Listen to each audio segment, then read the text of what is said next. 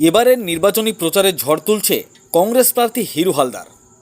মুর্শিদাবাদ জেলার নবগ্রাম এলাকায় মানুষ চেয়েছিল নতুন মুখ, আর সেই মোতাবেক কংগ্রেস নেতা অধীর রঞ্জন চৌধুরী এবং কংগ্রেস নেতৃত্ব এবারের নির্বাচনে নবগ্রাম এলাকার বিশিষ্ট সমাজসেবী হিরু হালদারকে প্রার্থী করে চমক দিয়েছে নবগ্রাম এলাকায়।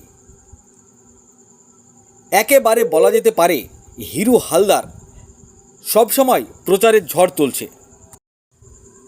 নিজের নাম নিজের হাতে দেওয়ালে লিখছেন হিরু হালদার। সেই ছবি ধরা পড়ল আমাদের আখেরিগঞ্জ নিউজ চ্যানেলের পর্দায়।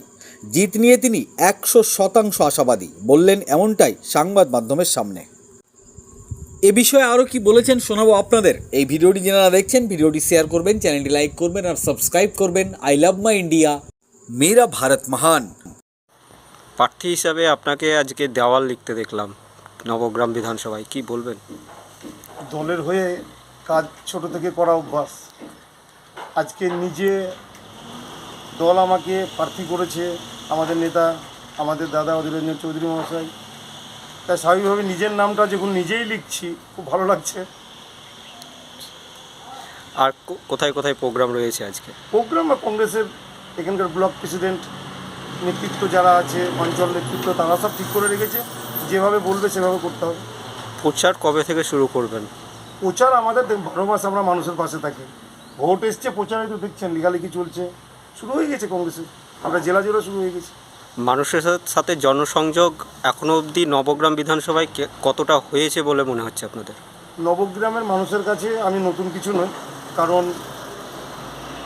সত্যিটা সব একদিন সামনে আসে।